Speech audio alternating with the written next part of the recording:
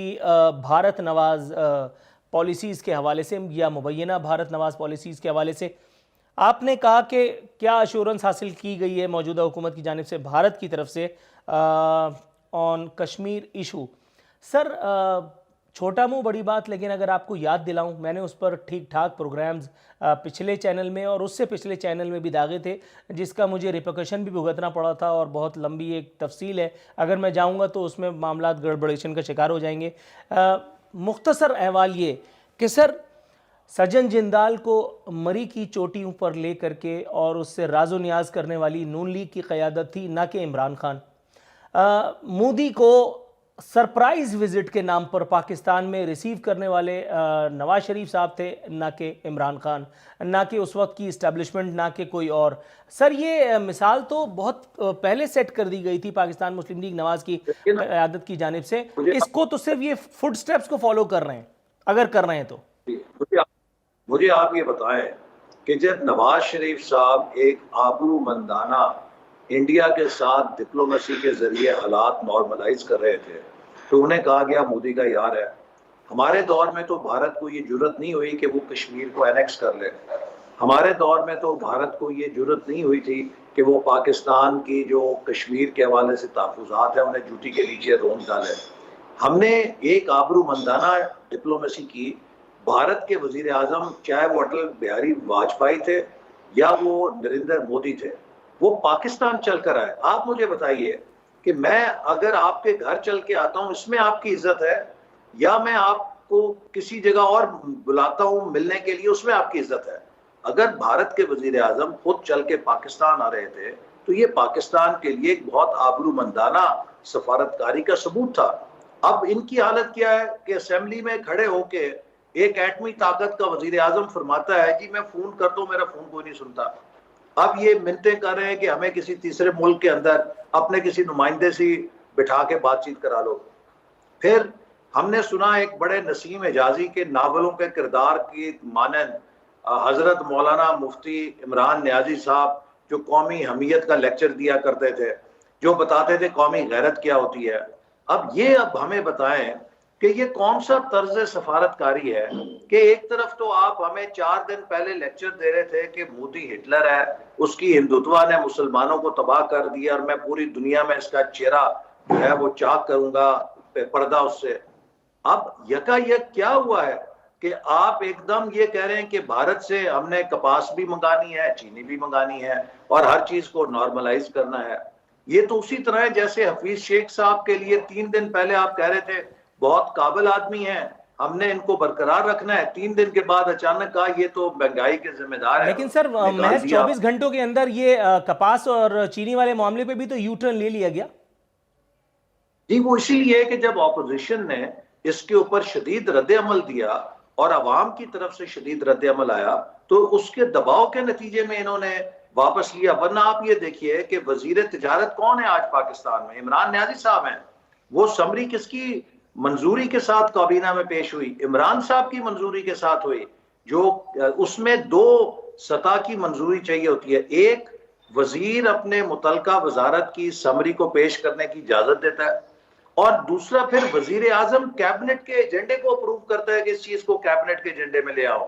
تو عمران صاحب نے بحیثیت وزیر تجارت پہلے اس کی منظوری کی حمایت کی، اس کے بعد اسے کابینہ کے ایجنڈے میں شامل کرنے کی اجازت بھی دی، لیکن جب وہاں ان کے چند وزراء نے کہا کہ اس پہ عوامی رد عمل ہوگا، چونکہ مسلم لیگ نون اور اپوزیشن اس پہ مضبوط اپنا موقف دے چکی تھی، تو یہ ڈر گئے اور یہ عوامی دباؤ کے ڈر سے پیچھے ہوئے ہیں۔ ورنہ انہوں نے تو سودا کر لیا تھا، یہ تو ہر چیز پس پش ڈالنے کے لیے تیار ہو گئے تھے کشمیر کے لیے۔ آپ مجھے بتائیے کہ تقریباً 2 سال ہو گئے ہیں، انہوں نے کشمیر کے اوپر کیا کیا ہے؟ وزیر اعظم نے کسی ایک ملک کا دورہ کیا ہے؟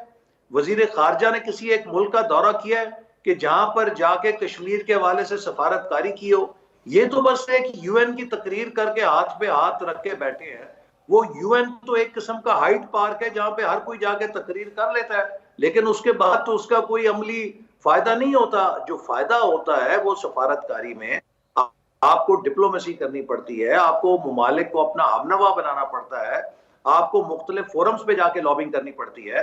یہ تو اقوام متحدہ کے انسانی حقوق کے فورم پر بھی 16-17 ووٹ حاصل نہیں کر سکے, وہاں قرارداد ہی نہیں پیش کر سکے. بالکل درست ہے سر, آپ نے فرمایا کہ وہ ایک ہائیڈ پارک کی حیثیت رکھتا ہے یو این او, وہاں پہ تو کوئی بھی جائے اور تقریر کر لے. لیکن سر نہایت معذرت کے ساتھ آبزرویشن ہے, آپ سے شیئر کر رہا ہوں, کائنڈلی تردید فرما دیجئے یا تو پھر اتفاق فرمائیے, جو آپ چاہیں.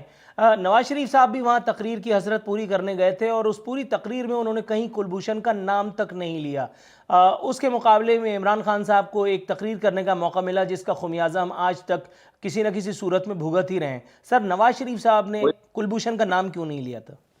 مجھے یہ بتائیں, کیا نواز شریف صاحب نے وہاں برہان وانی کا نام نہیں لیا؟ اور پھر یہ بتائیے کہ آج کلبھوشن کو سزا ختم کرنے کے لیے کس نے آرڈیننس جاری کیا؟ نواز شریف صاحب نے تو نہیں کیا تھا نا.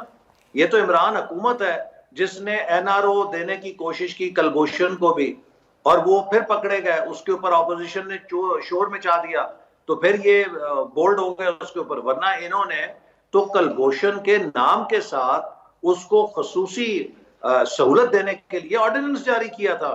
جبکہ ہم جنیوا میں جب انٹرنیشنل کورٹ میں مقدمہ لڑ رہے تھے تو ہم نے وہاں پر یہ دلیل دی تھی کہ ملٹری کورٹ کی سزا موت کے لیے کسی قسم کی ہمارے قانون میں ترمیم کی ضرورت نہیں ہے, چونکہ بہت سارے لوگ جن کو ملٹری کورٹس نے سزا دی ہے انہیں ہائی کورٹس میں ریلیف ملا ہے. تو کلبھوشن کو اپیل کرنے کے لیے کسی آرڈیننس کی ضرورت تو نہیں تھی, لیکن انہوں نے وہاں پر بھی اس کو ایک وی آئی پی راستہ دکھایا, اس کے ساتھ ایک خصوصی مراد کا راستہ کیا. تو یہ کون کا ذمہ دار ہے؟ یہی میں کہتا ہوں نا, یہ حکومت اس قدر جھوٹ بولتی ہے, اس قدر لوگوں کو گمراہ کرتی ہے کہ ان کا جو جھوٹ ہے اس کی نحوست سے ہی یہ اب دنیا کے سامنے رسوا بھی ہو رہی ہے اور ملک کو بھی تباہ کر رہی ہے. سر ایک این آر او تو ابھینندن نامی پائلٹ کو بھی دیا گیا تھا. مطلب میں تو یہی کہوں گا, میں اس وقت بھی یہی کہہ رہا تھا کہ بلا سوچے سمجھے یہ حاتم طائی کی قبر پر لات اٹھا کر کے اور اتنی زور سے رسید کر دی گئی ہے. کم از کم کچھ ویٹ کیا ہوتا, کچھ تھوڑا سا ویٹیج لائے ہوتے اپنے موقف میں, کچھ تھوڑا سا اور سرنڈر کرنے دیا ہوتا, پولیٹیکلی یا سفارتی طور پر ایکسپلائٹ کیا ہوتا ابھینندن کی موجودگی کو. تاہم میرے سرکار نے اس کا بھی زحمت نہ اٹھا رکھی, اور بلکہ کچھ لوگوں کا جن کا تعلق یقیناً اپوزیشن جماعتوں سے, نام ظاہر نہ کرنے کی شرط پر, ان کا یہ بھی کہنا تھا کہ کلبھوشن کو بھی اگر بچ نکلنا ہے تو اسے بھی پی ٹی آئی میں شمولیت کا کوئی راستہ دیکھنا پڑے گا. دیکھیے بات یہ ہے کہ جو ابھینندن کو انہوں نے چھوڑا ہے, بنیادی بات یہ ہے کہ جو ڈپلومیسی ہوتی ہے اور سٹیٹ کرافٹ جو ہوتی ہے یہ بیٹل آف نروز ہوتی ہے, یہ اعصاب کی جنگ ہوتی ہے. اگر آپ کے اعصاب ہوں تو آپ اپنی مووز کو تحمل کے ساتھ اور فراست کے ساتھ کر سکتے ہیں, لیکن اگر آپ کی نروز نہیں ہیں تو آپ پینک کر جاتے ہیں. اس حکومت نے پینک میں اس کو چھوڑ دیا, اور ہم نے اس وقت بھی کہا تھا کہ یار ایک چائے کی پیالی جو پلائی ہے کو 2-4 اور پلا دیتے, کو 2-4 دن بعد چھوڑ دیتے, قیامت تو نہیں گر جانی تھی, قیامت تو نہیں آ جانی تھی. لیکن آپ نے اپنی کمزوری کا ثبوت دیا, آپ نے یہ ثابت کیا کہ آپ پریشر ود سٹینڈ نہیں کر سکتے. تو اس لیے میں سمجھتا ہوں کہ یہ حکومت, جو کہ ہم الیکشن سے پہلے کہتے تھے کہ ایک اناڑی کو پاکستان پہ بٹھانے کی ہمیں بڑی قیمت ادا کرنی پڑے گی, ہر روز ہم وہ قیمت ادا کر رہے ہیں. ہر روز پاکستان کی معیشت وہ قیمت ادا کر رہی ہے, ہر روز پاکستان کی سفارتکاری وہ قیمت ادا کر رہی ہے, اور ہم یہ مزید قیمت ادا کرنے کے متحمل اس لیے نہیں ہو سکتے کہ ہم ایک نیوکلیئر کنٹری ہیں. دنیا ہم سے کچھ توقعات رکھتی ہے. جس ملک میں 24 گھنٹے کی بنیاد پہ قومی سطح کے فیصلے یو ٹرن لیے جائیں گے, دنیا ہمارے بارے میں کیا سوچے گی؟ Right sir. اب